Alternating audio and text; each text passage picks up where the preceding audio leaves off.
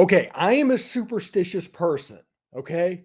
And last week during our crossover, it didn't go the way that we hoped it would. So I brought in Chris Gordy, and he was going to help us out this week. Me, Caroline Fenton. It's crossover day. It's Know Your Enemy Day. This is the Locked On Ole Miss podcast. You are Locked On Ole Miss, your daily podcast on the Ole Miss Rebels. Part of the Locked On Podcast Network, your team every day.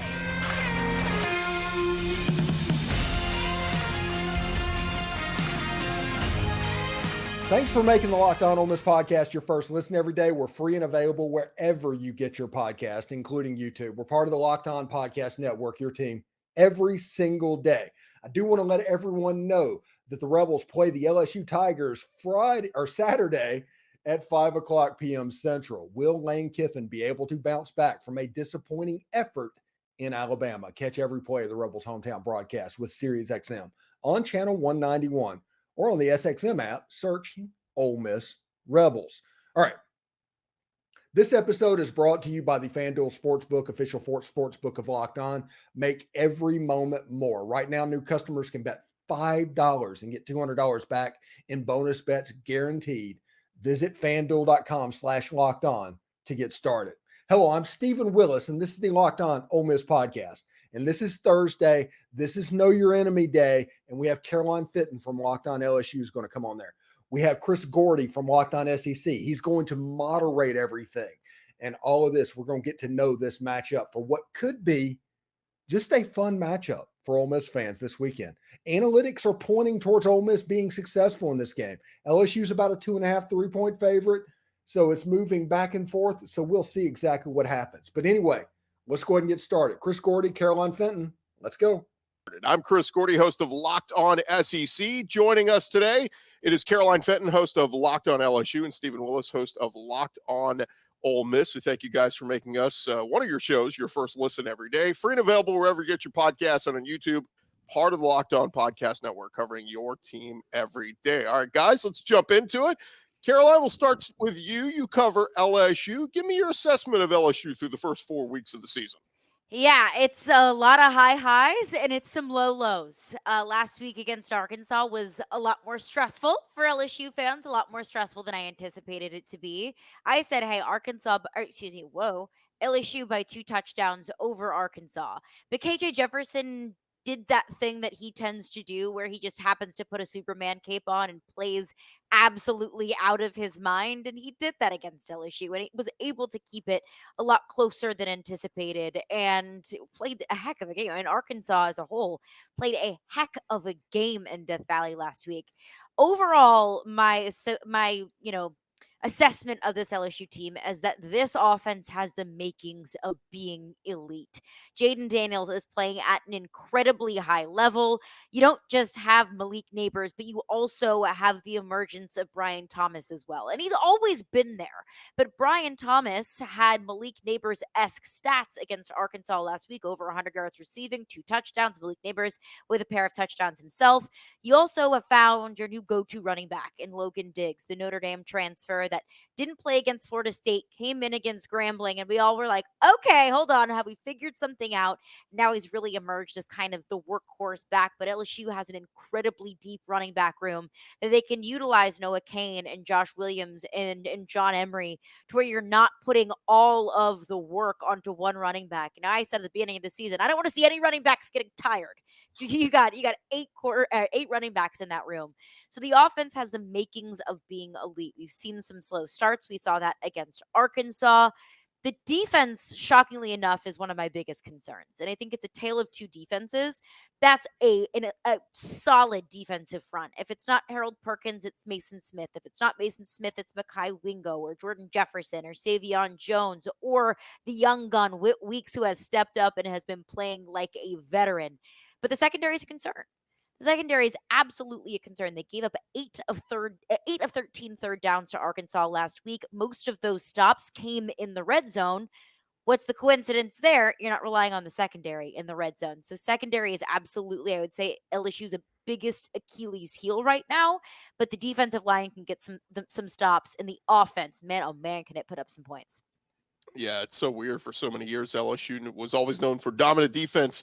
They just couldn't find a quarterback. Now they've got the quarterback. It's just the defense has some questions. So going to be interesting to see. Stephen, maybe not the best time to be asking you what you think of Ole Miss through the first start of the season. Obviously, the loss to Alabama last week. But where are you on Ole Miss? I'm actually fairly high on Ole Miss. They started the season kind of as an offensive juggernaut and things like that, and go through Tulane. They kind of struggled offensively and sputtered in the run game. Same thing happened with Georgia Tech, even though they broke through and eventually got to 300 yards. And then Bama happened, and everybody went to this game. And Lane Kiffin started kind of just trolling Alabama and over again, and getting people the idea that, hey, this is the year that we can get Alabama, which honestly, this was a year that we could get Alabama. But it was a situation when you get into the game and it actually happened. The defense played very well, above their head, kind of. The offense sputtered. They were like 2 or 3 of 13 on third down. They did not do that particularly well at all. We'll talk about key matchups for the game, but that is going to be third down when Ole Miss is on offense. But against Alabama, it just didn't work. You had a situation, the defense was just playing their hearts out, but over 9 plays, 3 and out. It was basically 3 incomplete passes and punt, 3 possessions for about a total of a minute of time of possession. That zapped Ole Miss's team. Even though they were ahead 7-6 at halftime, everybody knew what was possible. Then Alabama threw the long pass, got the field goal, threw another big pass, and all of a sudden it was like He-Man, by the power of Grayskull, that type situation. Alabama is here. They have woken up, and Ole Miss was in all kinds of trouble in the third and fourth quarter of that game. So losing to Alabama and Tuscaloosa you can't make that a season ender. There's a difference from being mad and it not being a moral victory and then kind of going overboard. And I think a little bit is happening of that this week. I mean, we've buried LSU in week 1. We've buried Tennessee in week 3. I mean, we bury teams in the SEC. So I don't know if it's exactly all there. All I know is defensively, Ole Miss is better than we thought they'd be. Offensively, they are sputtering. And part of that, I think the play calling in that LSU game was terrible. If you're struggling on the offensive line, let's ask them to block 5 stars for 4 seconds. That's a good plan. And you figure out what's going on. And if Ole Miss figures it out, they have a chance to be pretty good.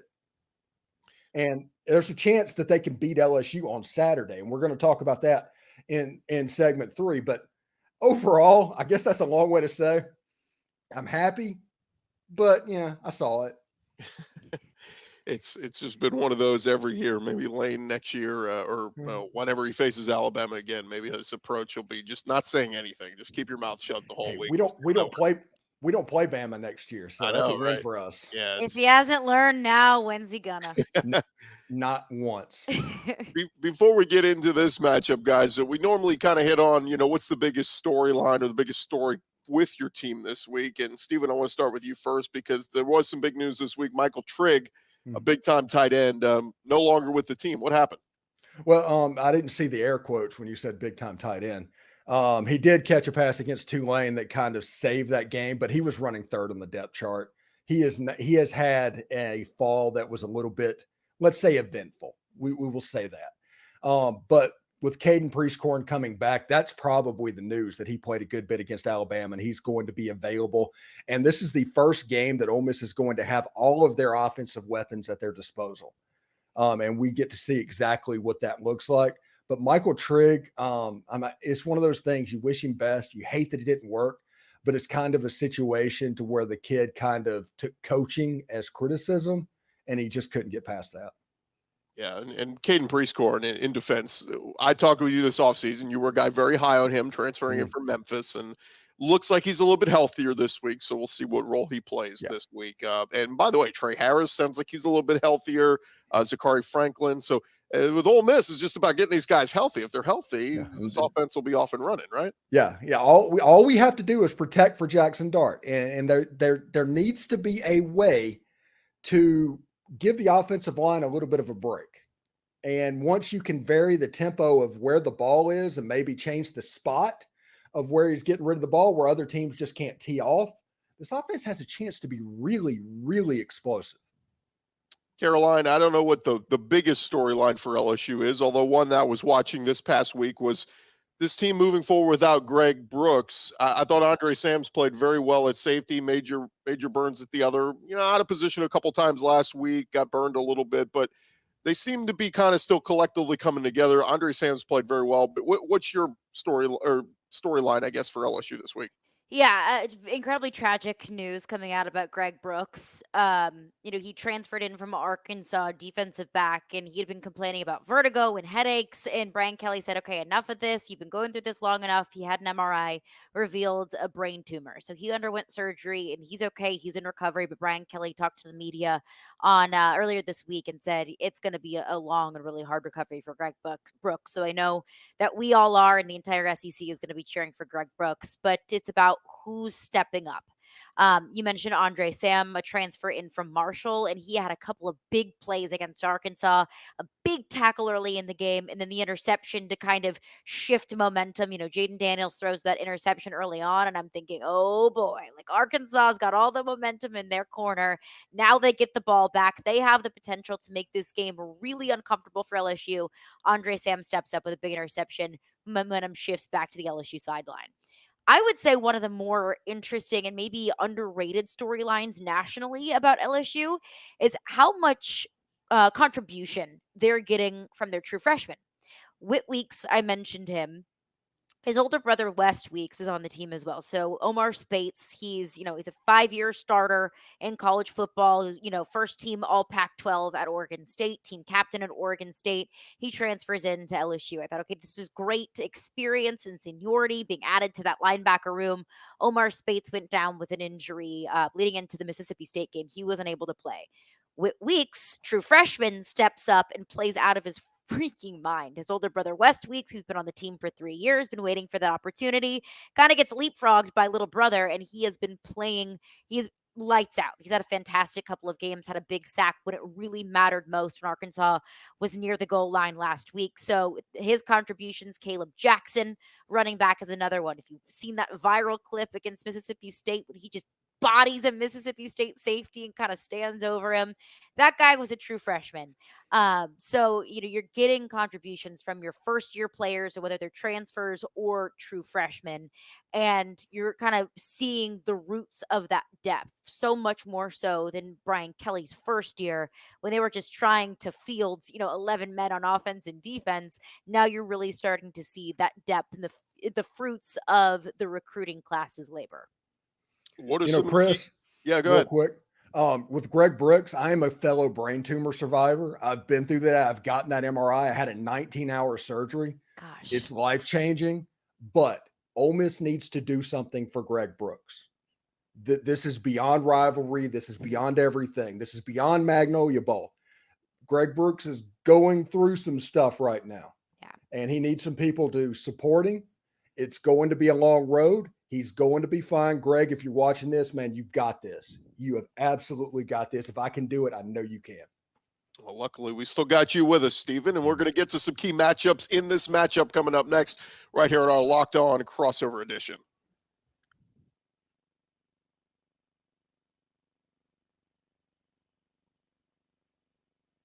And this episode is presented to you by our friends over at FanDuel. Look, for everybody out there, you want to snap into action with the NFL season. It is fully underway, and FanDuel is America's #1 sports book. Right now, new customers can get $200 back in bonus bets guaranteed when you place a $5 bet. That's $200 in bonus bets, win or lose. If you've been thinking about joining FanDuel, there's no better time to get in on the action. They got all the action that you want, from college football to NFL. All of it is up there. The app is so easy to use, and a wide ranging of betting options, including they got this game that we're talking about. They got LSU as a 2.5-point road favorite at Oxford. If you feel one way or the other, you can get in on the action right there at FanDuel. Go visit FanDuel.com/lockedon. Kick off the NFL season or whatever sport you want to bet on right now. It is FanDuel. They are the official partner of the NFL. All right, jumping back into this, joined by our friends Caroline Fenton and Stephen Willis, as we do a little crossover edition here of Locked On SEC, Locked On Ole Miss, and Locked On LSU. And guys, let's get into some of the key matchups in this game. Stephen, we'll start with you. Just what's the biggest matchup in your mind, whether it be Ole Miss's wide receivers versus LSU secondary, whatever it is, what's the big matchup in your mind? It is absolutely the Ole Miss running game against the LSU front seven. If Ole Miss can run the ball against LSU and earn the right to throw the ball downfield against that secondary, they will be successful and they would have a probably above average chance of winning this game. You cannot be in 3rd and 10. You cannot be in 3rd and 12 against this LSU defense. They're going to put Harold Perkins on, line him up on the outside and tell him to go get Jaxson Dart. And if that happens, you are not going to be successful. It's going to be a carbon copy of what happened a week ago. LSU's got those athletes too. But if you can run the ball and go to 2nd and 6, to 3rd and 2, and you have short and manageable situations where the creativity of Lane Kiffin can take over, all of a sudden this offense has a chance to be very successful. And those longer RPOs against those secondary, they're going to be quite much more effective. The over-under in this game is like 67.5 points. They're expecting basically a 38-31 type game. So if you have a ticket to this football game, get ready for the points because I think it's coming. There you go. A little betting advice from Steve and Caroline. What's the key matchup you're looking for in this one? Get your popcorn ready, if you will. if I could take a page out of Lane Kiffin's playbook, I think for you, I'll stick with the LSU defensive line because that's the strength of this defense, and it's going up against Ole Miss's offensive line. Jaxson Dart's the 3rd most sacked quarterback in the SEC right now. And I look at that as being a few things. One of the reasons is because of the offensive line. But you mentioned it, a lot of Ole Miss's receivers have been banged up. They haven't been at full strength. So when you don't have your top guys, the ball doesn't come out as quickly. You're more susceptible to sacks. So getting those guys back and healthy, I think will add another layer to that Ole Miss offense. But to me, it's how can you get to the quarterback? How can you get to the quarterback and how can you stop the run? LSU can stop the run. And Quinshon Judkins through 4 weeks hasn't looked like the Quinshon Judkins that has given SEC West defenses nightmares throughout the 2022 season. So it's limiting what they can do in the run game and take away the long ball from Jaxson Dart. Haven't seen that as much this season either. I mean, Ole Miss was top 5 in college football in explosive plays last year. Where was that against Alabama? Where were those big long balls, those big explosive plays, those big game-changing type of plays? If you can take those away from Ole Miss and make them beat you in short yardage situations, I think that makes things so much more manageable for this LSU defense and gives this LSU offense more opportunities. Yeah, with LSU, they're looking for a little bit more consistency up front. Mekhi Wingo has been pretty good there. Ovie Ogufu's been banged up as far as that edge rusher, but Big Mason Smith, it feels like he's still kind of getting his legs under him. Is it fair to say we still haven't seen the full extent of what Mason Smith can be on this D-line? Haven't even scratched the surface. And this is something that I really talked about a lot throughout the summer was Mason Smith will be back and ready for Florida State. Now, I didn't know that the NCAA was going to intervene there, but I said Mason Smith will be most likely available medically for week 1 of the season. But just because he's 100% cleared by doctors doesn't mean that he's 100% Mason Smith. He came back against Grambling, and you saw him. He kind of ran in and out of the huddle, looked a little bit confused. And Brian Kelly said, hey, this is a shake off the rust game for Mason Smith. He hadn't played a full college football game in almost 2 years. It takes time. It takes time to get reacclimated into what you want to do defensively. It takes time to get reacclimated into being, to really realize all of your potential. And also, look, this is a new defense. The last time that Mason Smith played an entire college football game was under the Coach O regime. So it's going to take time for Mason Smith to really settle in, but now he's got 3 games under his belt. I'm expecting Mason Smith to kind of build upon each week over and over. And also Harold Perkins. He had a sack against Arkansas. He was an impact. He impacted the game against Grambling and Mississippi State. But I look back to games last year, like maybe Arkansas, where I look at that and say, hey, that was the Harold Perkins game.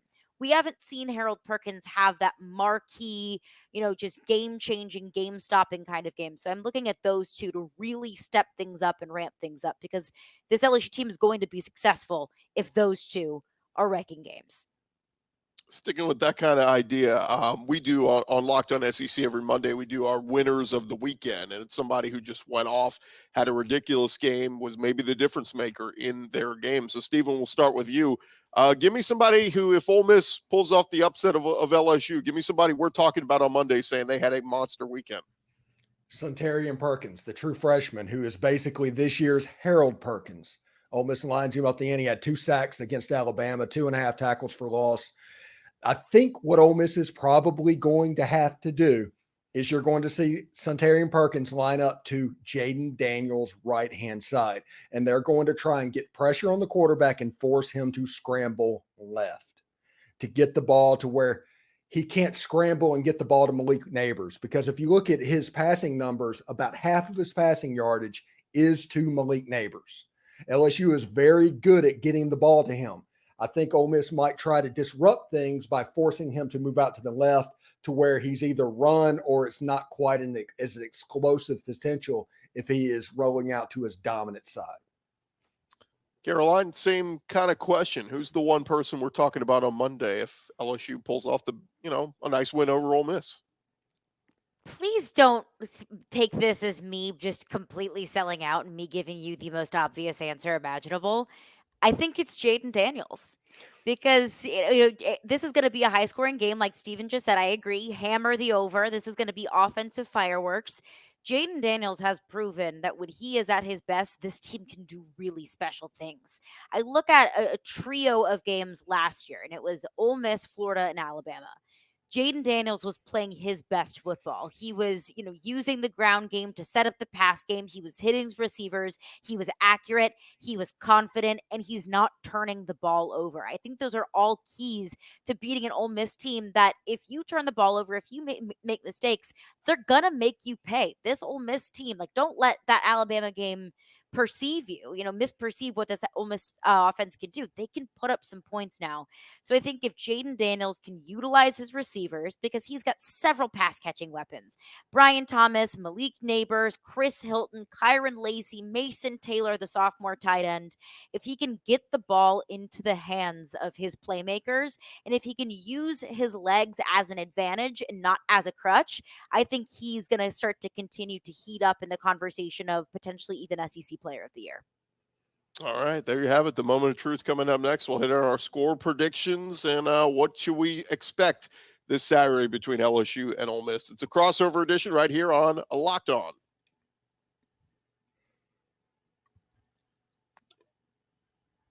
All right, continuing on, guys, as we get into it, we'll get to our score predictions here in just a second. But first, I want to hit on a few tidbits from around the SEC and get your thoughts. In the SEC West, Texas A&M was one of those teams that was expecting to bounce back. The Bobby Petrino experiment has worked out well so far with Jimbo. They had the one hiccup at Miami where they give up 48 points, lost to the Hurricanes. But outside of that, Texas A&M looks good. They've been rolling. But unfortunate news as Connor Wegman, their quarterback, we knew he was hurt, but now the news comes out yesterday that he's done for the season. So a viable backup in Max Johnson, but Caroline, we'll start with you. Does this change your thought on A&M at all, or you've seen Max Johnson firsthand? Is he a guy who can help the Aggies run out wins the rest of the way? This doesn't change my perception about Texas A&M at all. I think there are 3 teams in the SEC that can say that if their starting quarterback goes down, they still have high hopes. 2 of us are sitting right here, and the other is Texas A&M. Because Max Johnson started his college career at LSU. He stepped up when starter Miles Brennan went down in 2020. He came in as a true freshman and handled it like a veteran. Miles Brennan gets hurt in the offseason. He's done for the entirety of the season. Max Johnson is your starter. And ironically, he beat a Texas A&M team in 2021 that LSU team really had no business beating. Max Johnson also steps up for Haynes King when he got injured last year, and now stepping up again for Connor Wigman with injury. So this is now 4 years in a row where Max Johnson has been asked to answer the call when the starter goes down. He has experience with this. Max Johnson is a good quarterback. He is tough. He can take care of the football. He's got a heck of an arm. So I still think that this Texas A&M team has what it takes and has the playmakers and has the right backup to still go 9-3 or 10-2. I think the interesting thing here is how does this frame the public perception of Jimbo Fisher? I think it's almost a win-win for Jimbo, because if Texas A&M just falls flat on their face and Max Johnson looks terrible, which I don't think is going to happen, you could use the excuse of, well, your starter got hurt for the season. What do you expect? If Max Johnson looks amazing and Texas A&M potentially makes a run for the SEC West, maybe even gets to Atlanta, then Jimbo Fisher looks like a genius for being able to do it with his backup quarterback. I hate this for Connor Wigman. I really do. He is so incredibly talented.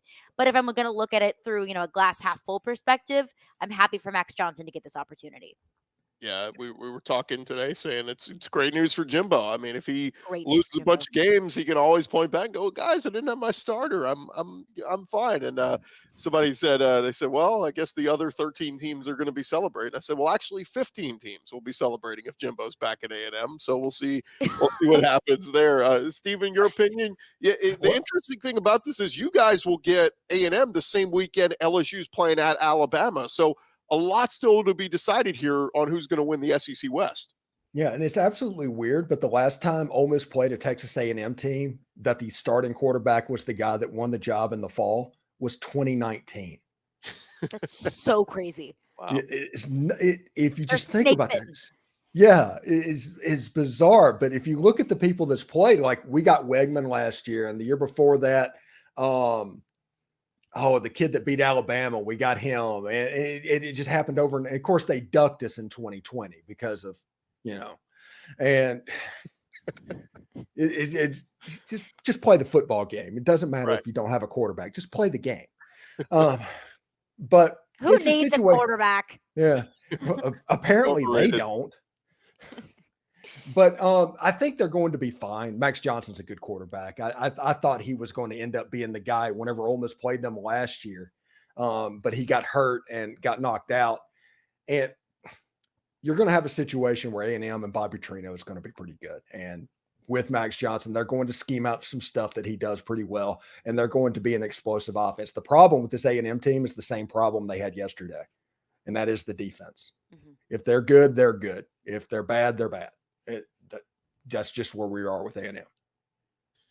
Let's get to it, guys. The moment of truth. We've previewed the LSU Ole Miss matchup. So, Stephen, we'll stick with you here. Give me your score prediction. Who wins and why? All right, everybody, be sure and clip it on the bottom so you can have these receipts for later.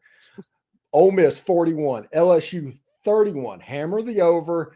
You have a situation where they use Caden Prieskorn. He's the star of this game. He kind of uses Harold Perkins against LSU. Ole Miss wins this game 41-31. Wow, 41 points. Caroline, score prediction and why? The interesting thing about this matchup is it's never close. And it is never low scoring. It's always like a 54-38, like something crazy like that. I could see this game going one of two ways.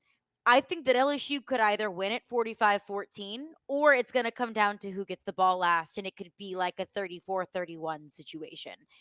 I tend to lean toward it being a more closely contested game, and I lean LSU in this one for a couple of reasons. And I think it could be, LSU wins it maybe for the second week in a row with a walk-off field goal.